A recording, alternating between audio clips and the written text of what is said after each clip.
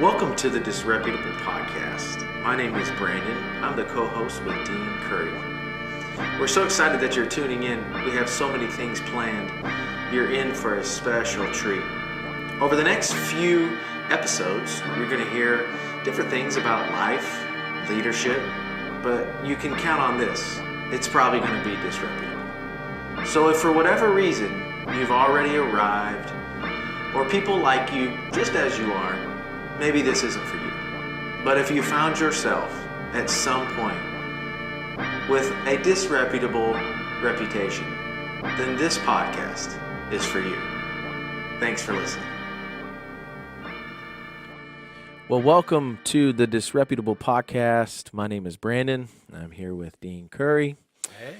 How you doing? Going good. I should have listed a long list of things before I said your name, like pastor, leader, bishop, author. Yeah, father, husband, friend, clairvoyant. I'm kidding, not really. But one of the things we wanted to talk about today, thank you to all our listeners, thank you to BD Local. Yes. We are ending a season. Yes, we are. It's been a good season. This has been a good one. Talked to therapists, drug dealers. Yeah. A couple of pastors. Yep. Yeah, it's been good. It's been good. Had friends, and we're going into a creative season for the next campaign, if you will, for our Disreputable podcast. Yeah. So that'll be coming out. You'll see a little bit more about that in the next couple weeks to come. But we thought we would end today with a grand finale. Yes. And it just so happens, emphasis on finale. On the finale, because you just released a book. Yeah, it's now out on Amazon in ebook and softcover. Nice. Called Finale, and it's about the end times. Okay. The end of days, the apocalypse. Just a real happy topic. Yeah. People are gonna love it. So for people that are not followers of Jesus, that listen to our podcasts, doctors, CEOs, that and such, that are like, yeah, I mean, you guys are great, but now we're going to talk about the zombie apocalypse. Mm-hmm. Wonderful. Checking out. Yeah. Let's that's check them in right now. Part of what you referenced is why it matters, because every culture has talks about how the world ends. Okay. And so when there's a popular show about The Walking Dead, or that's a philosophy, right? Yeah, that comes out in a television show, and so everyone has a scenario about how life ends or doesn't end, and so the most popular discussion in the history of the world, revolves around what the Bible says in the book of Revelation and the book of Daniel, parts of the book of Ezekiel. Yeah. About that the world there will be an end of days before a regeneration, a rebirth. Yeah. So there are lots of different books on that, many best-selling books. I just weighing in on the topic with a very small slice, and the premise is this: that the reason the people you reference, CEOs and professors, scientists and school teachers, the reason they're disinterested in the finale is that it's lost its way in discussions. It's really, if you read scriptures, I know most people don't, but it's really about Jesus. It's not about the Antichrist 666. Which is what people make it about. Yeah, the mark of the beast, all the things that make it into popular culture. Right. Are very small components. Yeah. But it's really about the miraculous story of Christmas is that Jesus came the first time. Right. And the end of the story is that he comes again. The first time he came as a healer. Yeah. And a carpenter walking with dust-covered feet, Right. But the second time he comes to set the world right. Yeah, beautiful. It's not a demolition. Yeah. It's a reveal. That's what Revelation means. It means an unveiling. So unveiling of a better way, a different way. Yeah. I love the name Finale because it really speaks to, I think, what you're trying to get across. Because it's so funny, because in my mind, as a Jesus follower and a guy that's kind of been raised in church his whole life, I mean, there's so many different messages and feelings that one gets when they think about Jesus coming back. I can remember like not walking into school and like not no one's home and you're kind of going like, Did your mom did I miss it? raptured or Yeah, something? seriously. But I like the name finale because anytime there's a finale, the 4th of July, we're sticking around waiting for what? Sure. The fireworks were good, but it's like, nah, man, but you got to stick around for the finale, Yeah, and I that's exactly why I picked that title because you have a great TV show, and everybody wants to know how it's going to end. Right. So there's a climax. Yeah. And the climax always has some tension in it, but it always ends up to be a resolve that is epic. And this is what Scripture. I'm not denying that the book of Revelation has dark parts. This is a dark world. Right. We need a resolution to some of the darkness that's going on. But it's a happy ending. It says the first chapter of the book of Revelation says this is the only book in the Scriptures that there's a blessing attached to. If you read it, you'll be blessed. Wow. It's meant to be an encouragement. Yeah. Not a drag. Yeah. So where do they take it? Why do they take it drag? For our listeners that are Some of it's media, right? The media portrays it. It just takes the drama of it and spins it. But a lot of times religious people use it to scare the hell out of people. Yeah, good point. And so religious people have only themselves to blame. And then you have the people on the fringes that are using it to make money.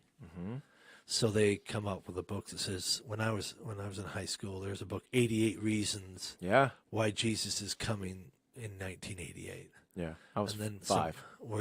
Then some other idiot said it was going to happen in 2001. And Yeah. He was picking a date, Yeah. Literally like May 3rd or something. Yeah. Was when what was it? Was it 2K when 2000 hit? We were all like Y2K. Y2K. We were like bunkered down.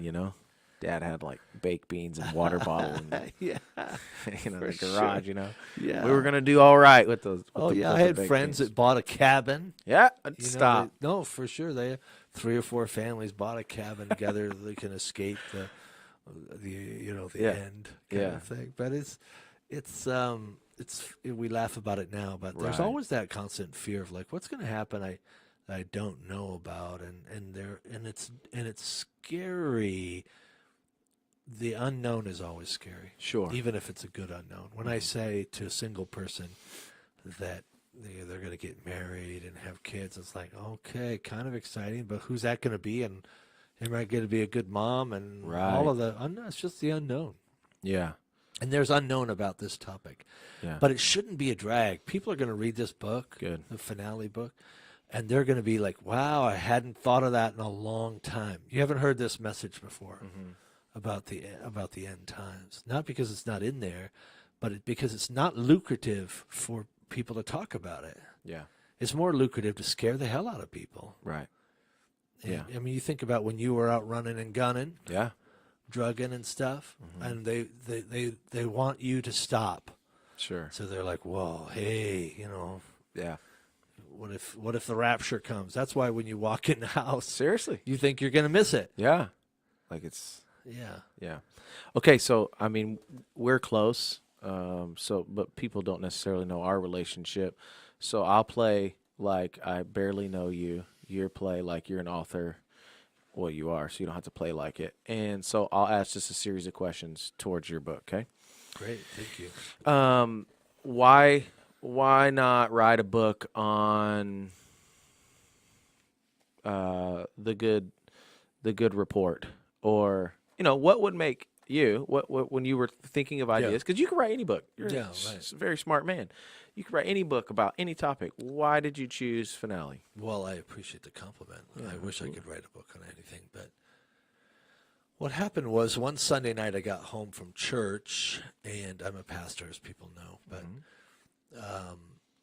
my daughter was out of town, and she was doing an internship at a church in California, And I got a call from her that night, and she was weeping, because some guy had done a series at church on the end times and had said there's going to be an earthquake in the Pacific Northwest, and it's going to fall off, and seen something on Facebook about there's going to be this fault, and maybe there is going to be an earthquake. But he was kind of predicting stuff, and he scared the living daylights out of my daughter, who loves Jesus, and Right.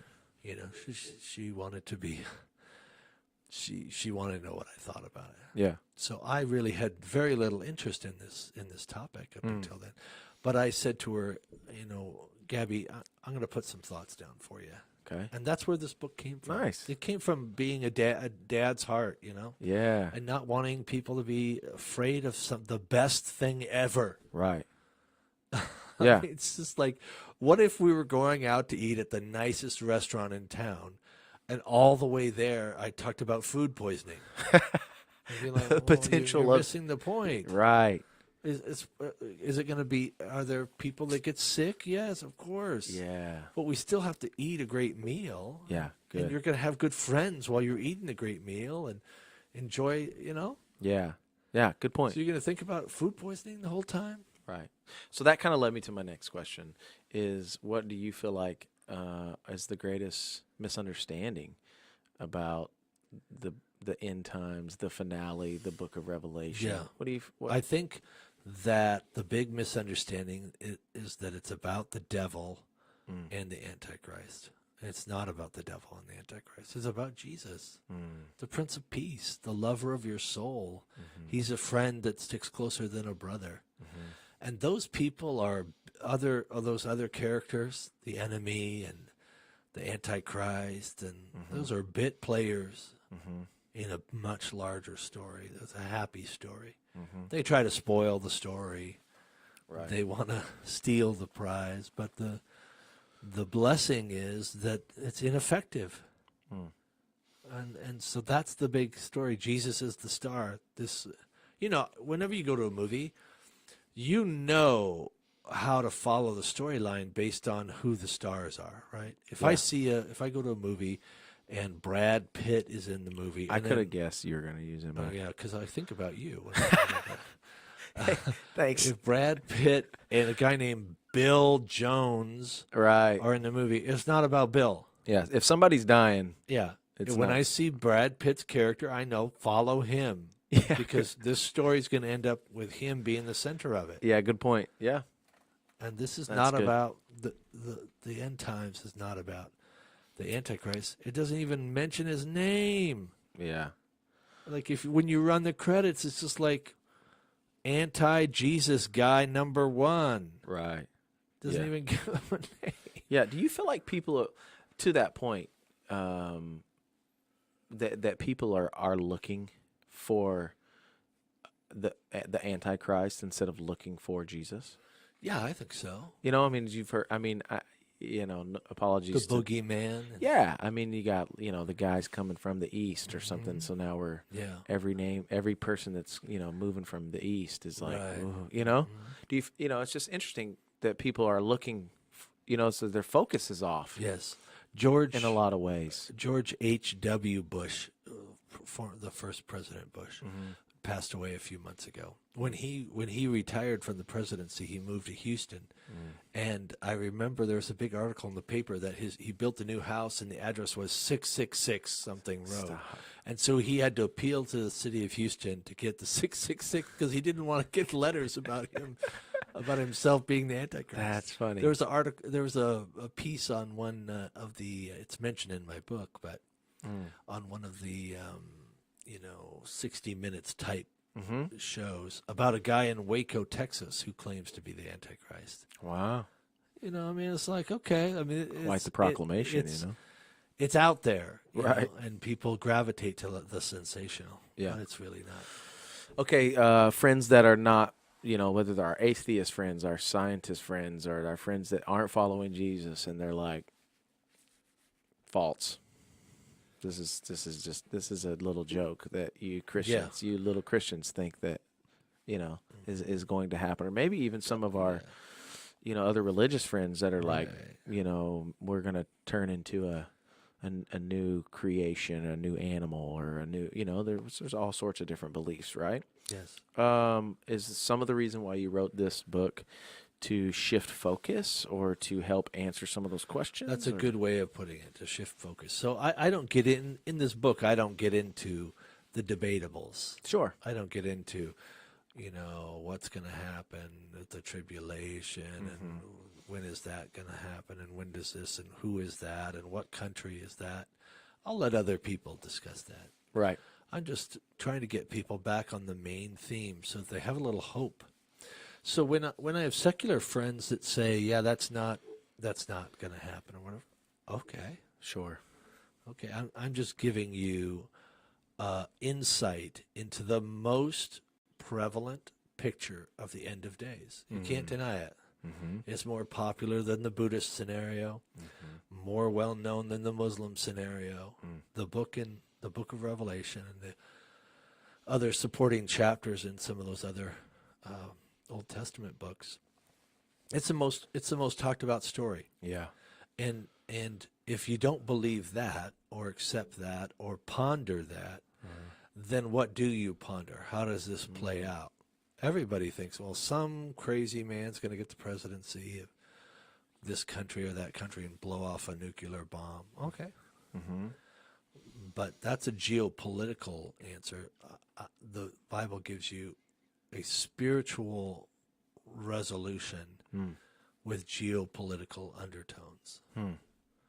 But it hits every category. It's about your spirit. Yep. It's about eternity. It involves governments and politics and all that, but it's really about your spirit. Right. Yeah. So the places that people can get this book. Yeah, they can get it on Amazon. They Amazon. can get it e-copy. They can buy the hard book, or they can come to our church and buy it there. That's where I was going. Yeah, man, come 'cause on. Man. they're We're going to do a book signing. Yeah, 1st of June. Correct. Yep, and you'll be there. You're going to sign books and Yes. And we'll talk about it. It's going to be great. great, man.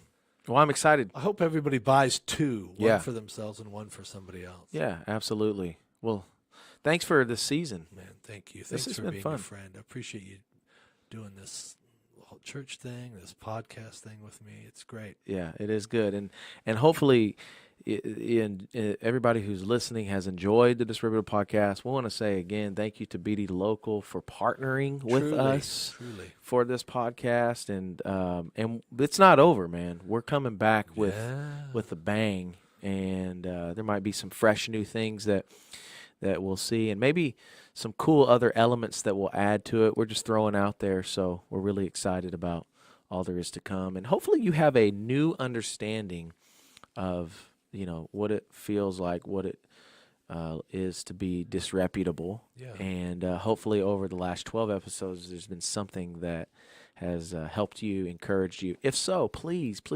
send us these comments. Yes, you can that do would that help. through What iTunes. do people want to hear us discuss, or experts they want us to have? Yeah. So in fact, I'll just put my email out there. You can Brandon@ourchurch253.us. Brandon@ourchurch253.us. You can email me things that you would like us to talk about, things that you would like us to discuss, maybe ideas that you might even have, and we'll take those into consideration for season 2 of the Disreputable Looking podcast. forward to it. Thank you, B. Yeah, absolutely. Have a great week.